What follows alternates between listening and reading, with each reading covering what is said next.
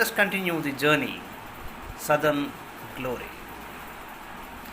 This brings us to a towering musician of South India, none other than M.S. Subbulakshmi. And the movie we are talking about is Meera.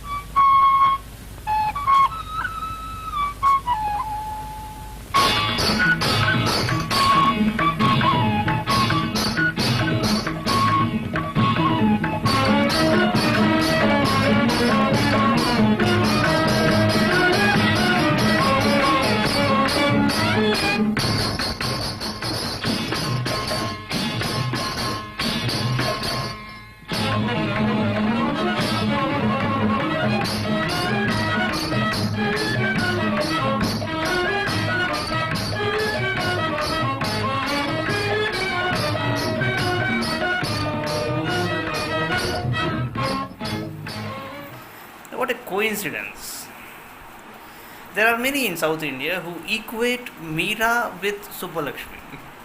And why not? Now, show me one household in which we don't hear her voice. The Vishnu Sahasranam or the Bhaja Govindam.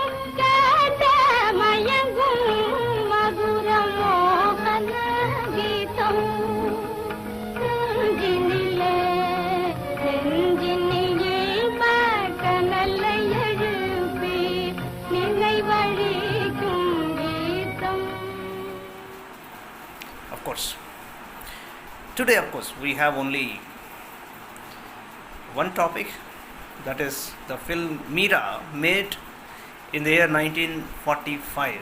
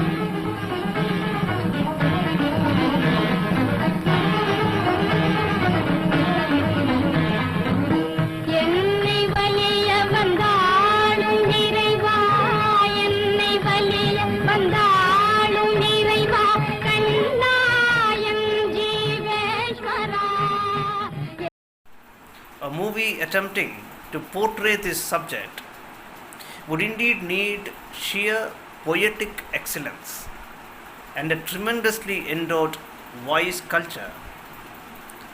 And M.S. Subbulakshmi, the voice of the South, to whom Sarojini Naidu is said to have surrendered her title of Gana Kokila, portrays this role with consummate ease.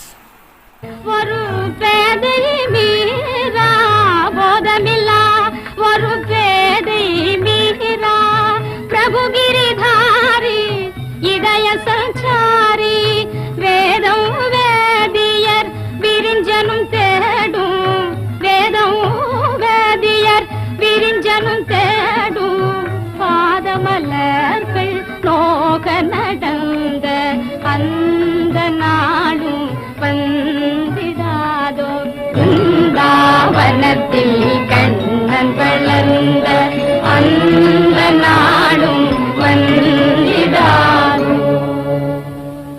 தாயே, மகாத்மா ரூப கோஸ்வாமியின் ஆசிரமம் இதுதான். என் குருநாதர் ரூப கோஸ்வாமியின் ஆசிரமமா? பிருந்தாவனம் வந்ததற்கு பலன் கிட்டிவிட்டது.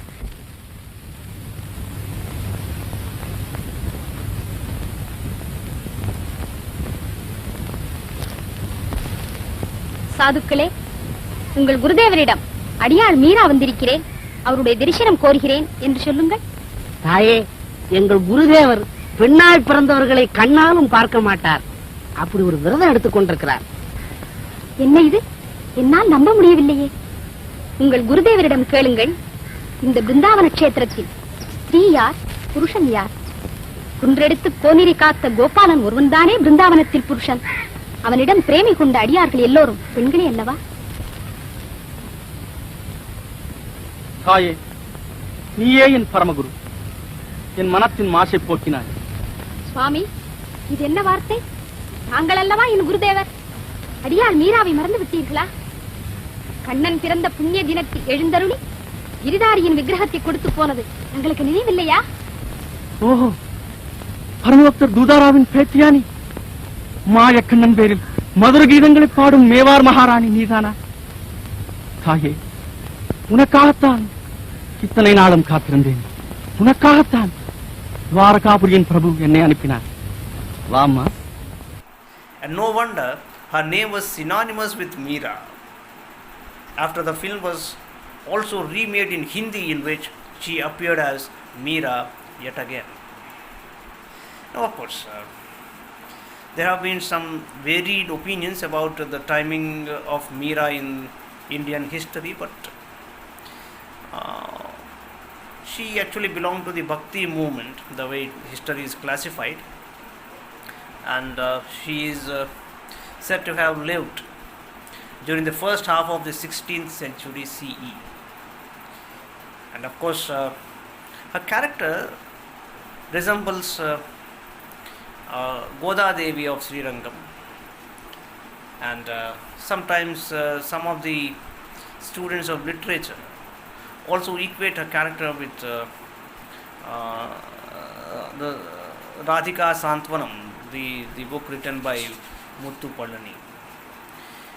And what is important here is that we have the unflinching devotion to Lord Krishna.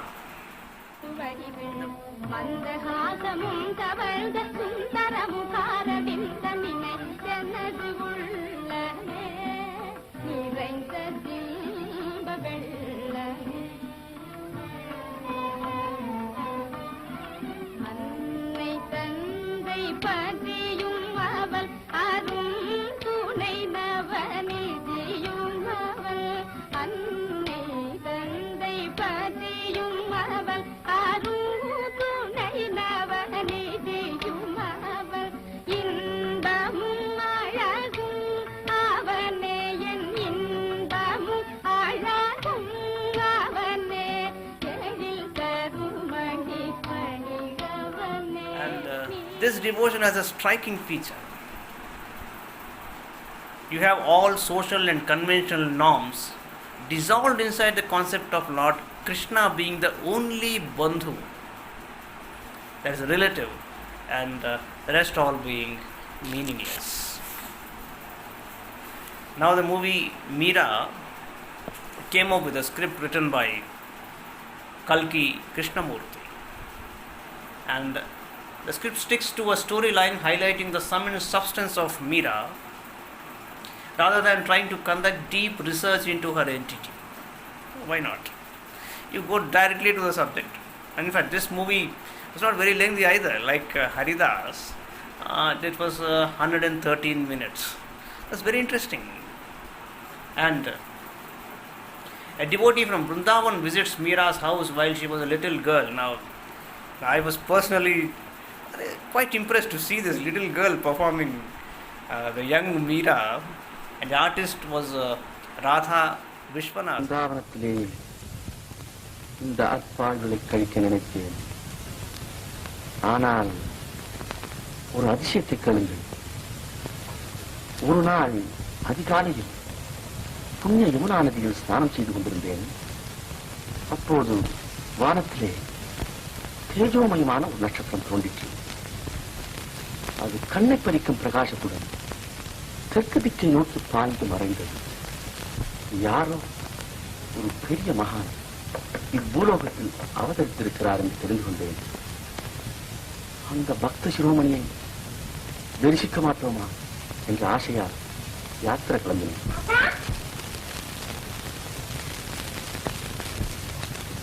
Swamiji, இவள்தான் என் பேத்தி மீரா. நமஸ்காரம் செய்யம்மா.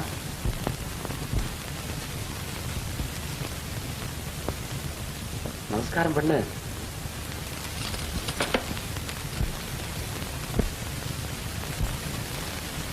சுவாமிகளுக்கு நமஸ்காரம் செய்யம்மா. நந்த கோகுலத்து குழந்தைகளுடன் You know, the resemblance of this girl to M.S. Subbalakshmi was quite phenomenal, really. And this gentleman who comes from Vrindavan predicts by saying that she would become a famous one in Lord Krishna's devotion. A prediction was given right in the childhood. Since South Indians are familiar with the story of Andal, the writer transports the concept of inspiration rather deftly by depicting little Meera as having been deeply enchanted by the story and turning her all towards Lord Krishna. She is, however, married to the king of Mewar, Rana. King of Mewar was Rana, and this role was played by Chittur Nagaya. And this name was again, a household name for heroes of South India. But her detached life stands out as an irksome phenomenon to him. Attempts are even made to kill her, but they go in vain. Finally, she walks away after she listens to the flute of Lord Krishna while reaching the darbar to participate in the ceremonies of Vijayadashami. People of Mewar complain about natural disasters owing to her absence, and Rana reaches Dwaraka to fetch her back. But that's the thread of the story.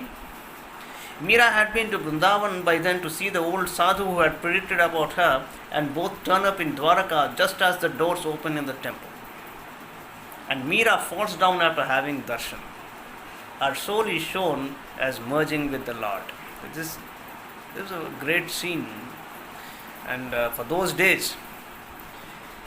But her performance also, especially just observe, when she falls down after looking at the Lord.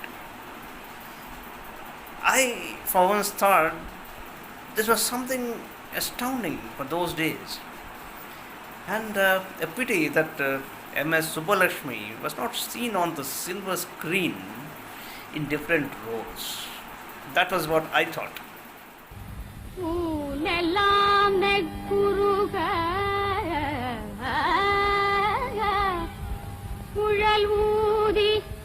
இசைப்பாடி என்னை தேடி வந்து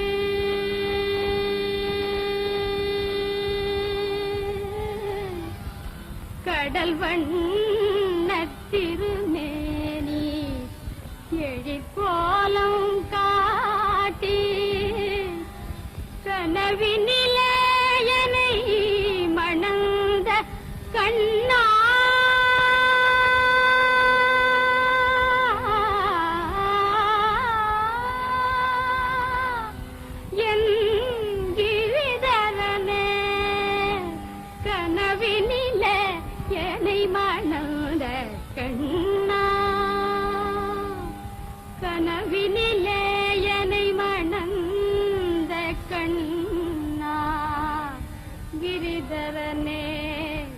படமுடியா துயரம் இந்த பேதை படவில்லையோ படமுடியா துயரம் இந்த பேதை படவில்லையோ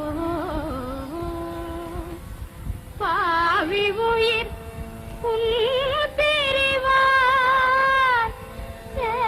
செய்வதறிந்திலையோ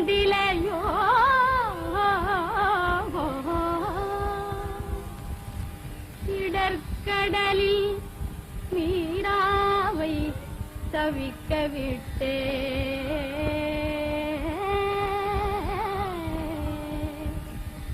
இடர்கடலில் மீராவை தவிக்க விட்டே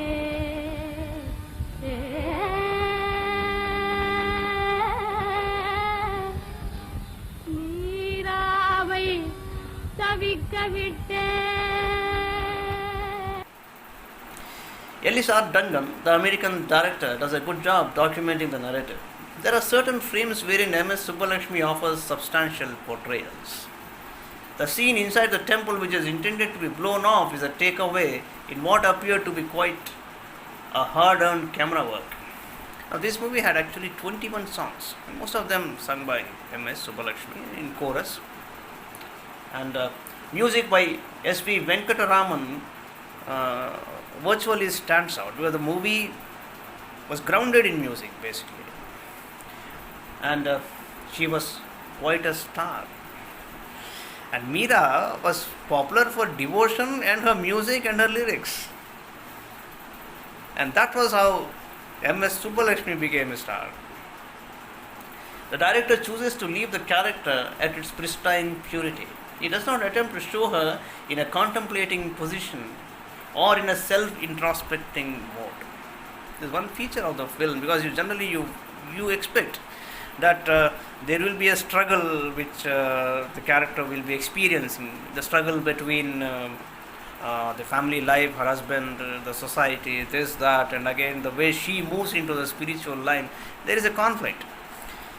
But that doesn't come forth in the movie. The director simply chooses her as someone who is already enlightened. That's very interesting. A woman married traditionally to a king and requiring all royal rituals to be performed would have found the calling of chaste love for the Almighty rather bewildering, which might have perhaps been a subject of performance in later films on this subject, but this one left that realm almost distinctly unattended. The reason appears quite simple. The very bold and well-nurtured attachment with the Lord would not even permit the mind's cross-examination. There is no doubt. Like devotees sometimes asking the question and then lamenting that the Lord is not really taking me into Him. But that does not happen here. It is something where she is seen as someone who is already convinced about it. One day or the other, she had to merge into Him. This is where the artist excels.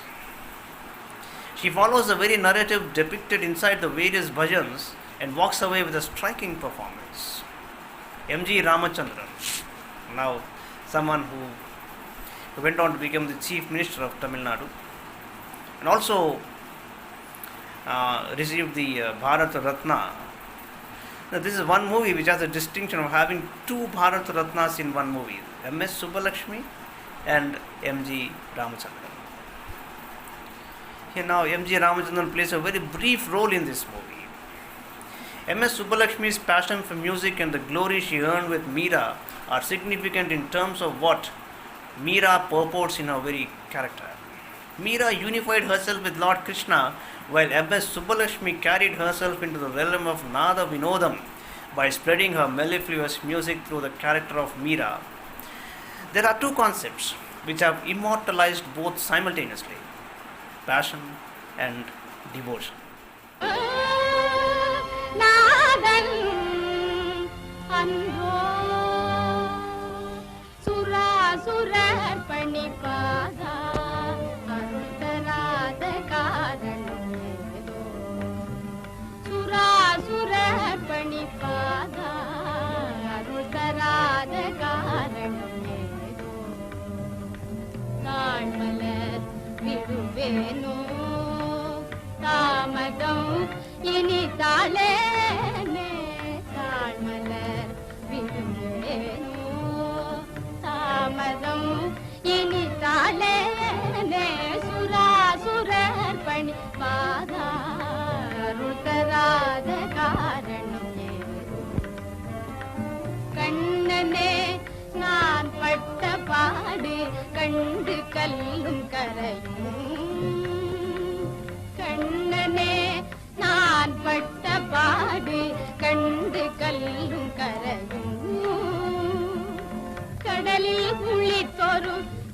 முத்தெடுத்தேன் நான் கடலில் குளித்தொரு முத்தெடுத்தேன் கை நழுவ விடுவாயோ கருணையே புரிவாயோ கருணையே புரிவாயோ கதியிலே கிரிதாரி கருணையே புரிவாயோ கதியிலே கிரிதாரி கருணையே புரிவாயோ கதியிலே கிரிதாரி கருணையே புரிவாயோ கதியிலே கிரிதாரி கருணையே புரிவாயோ கதியிலே கிரிதாரி கருணையே புரிவாயோ கதியிலே Giridhari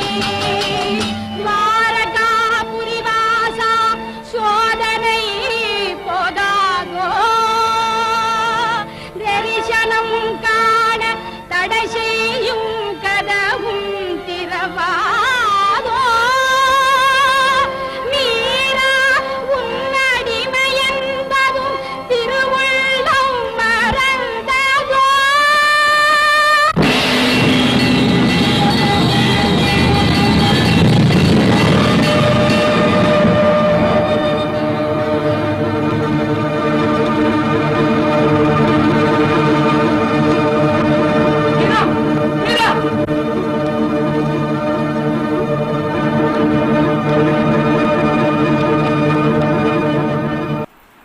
What a combination.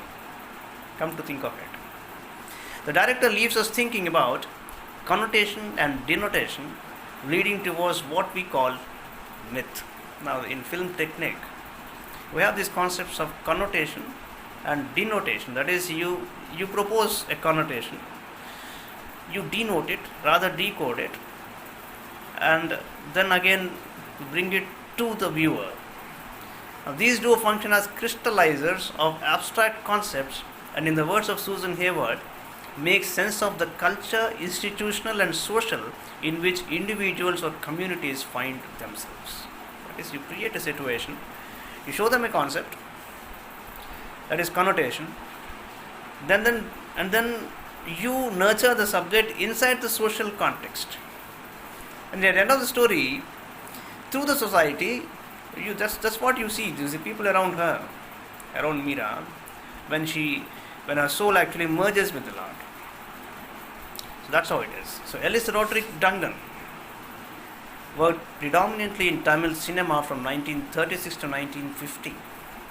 He made his debut with the Tamil film Sati Leelavati, which was also the first film of M.G. Ramachandran.